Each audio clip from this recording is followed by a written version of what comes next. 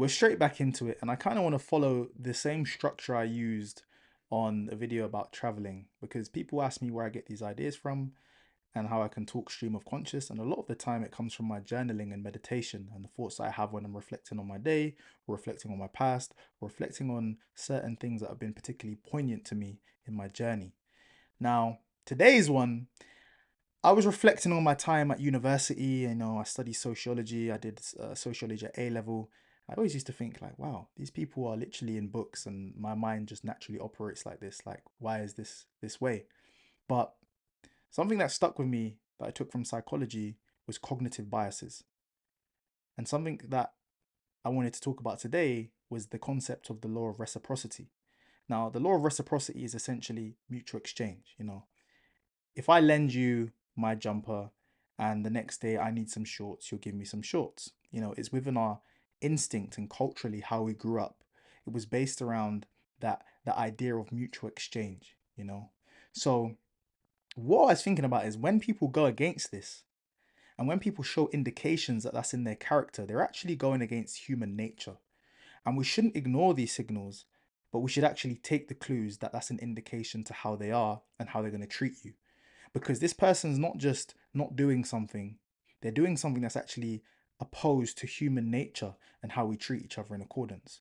So, what I want to do is read the small sort of excerpt from the journal that I had, and then we're going to break things down further. But I just wanted to give you a premise of where this thought came from. I want to give you a condensed version because I feel like when I can write, I can really get the density of something into into exactly what I want to explain, and then we can go into the nuances and explain it a little bit further. So this began with me saying, don't trust unappreciative people. They're going against a natural inclination. The law of reciprocity is like a trust meter. If they match your energy, it builds connection and bonds. If not, it's a breakdown in respect, values, and alignment.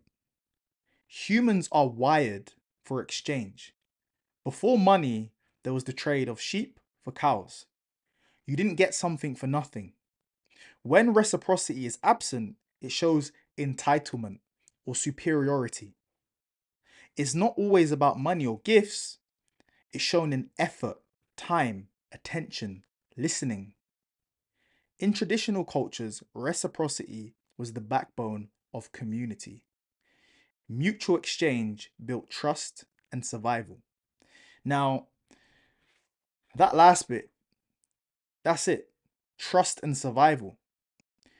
For some reason, we go against the instinct that this comes down to trust and survival. If you're not able to trust somebody because they don't understand a fundamental human concept of exchange and things being favorable for each other, not just a selfish act, then we're going against something that can potentially lead us into a problem. So you may have had a time where, you know, you've cooked food for someone or you've done something for someone and they've not even understood what you've did. They've not even been appreciative that you've done something for them.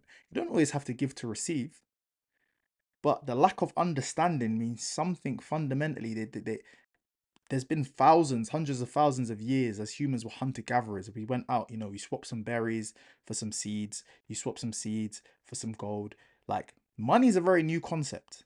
There's always been an idea of mutual exchange. I've got some camels, you've got some goats. I've got this fragrance, you've got this. We exchange things. Somebody that goes against this is going against almost biological development to understand these cognitive features that we have to protect each other, but to form bonds. So they're there for us to form connections and for us to prosper, but they're also there for us to detect the patterns and protect ourselves. Because someone going against you, they're showing that they almost believe that they're above you, that they don't have to withhold to these rules that are ingrained within us. So I just find it crazy that, sometimes I found myself doing things for people and then questioning when I fully seen the red flag, questioning why that came back to them bite me, or why, you know, I'd see even worse. This one's something I'm really trying to work on is I'd see someone do something to someone else, and I'd assume, nah, they could never do that to me. But I've seen the evidence. Why am I choosing to ignore the red flags? Because I want to see the best in people.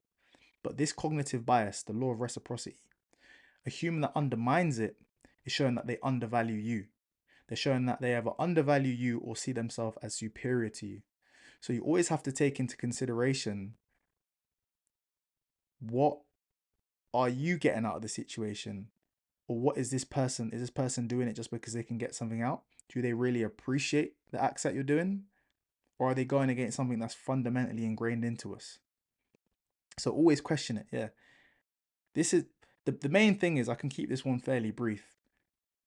This is a high level way to avoid manipulation. Because the root of manipulation, this is something I had to learn from someone that was prolific. I've met one of the most high level prolific manipulators on the planet. I'm talking there's Netflix shows on them. This person is not a joke. High level thinking.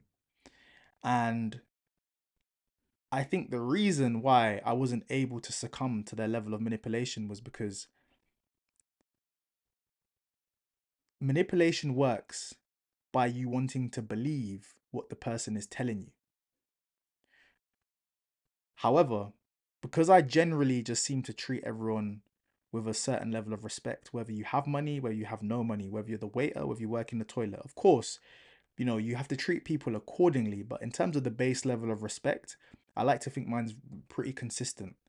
You're going to show more levels of respect to people that you admire, people in certain positions of power. That's natural. But I don't think you should go below just because someone's below. I say that to say this idea will help you prevent yourself from being manipulated. Because when you can understand that someone's going against nature, or if you understand that manipulation is someone trying to pull on your desires to believe something, which I think could be a whole nother video in itself. The ideas of manipulation and dark game and tactics. If you'd like that stuff, let me know, because there's a lot of game to go around.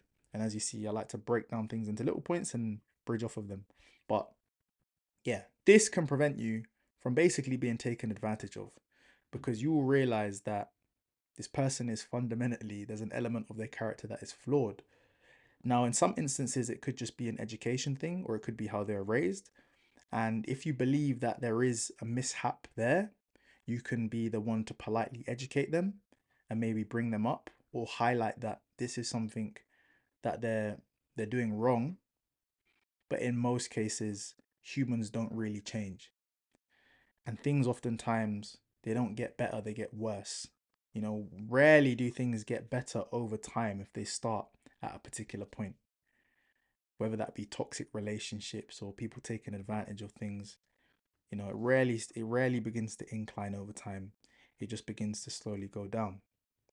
So this is something that can protect you. Use these cognitive biases that humans have, understand them, but use them to your advantage so that you can protect yourself in situations and avoid manipulation. If you want more videos like this, leave a comment below. You already know how it goes. Like the video, comment if you want, don't comment if you want. But yeah, watch another video. If this video is not for you, maybe there'll be something that takes your fancy a little bit more. But psychology is fundamental to humans. When you can understand your own mind and better yourself, you can understand others. When you can understand others, you can understand the game. Don't hate the player, don't hate the game, understand it. Understand how to maneuver in it, because all it is patterns and systems, and you need to understand how to navigate it to the best of your ability. Okay?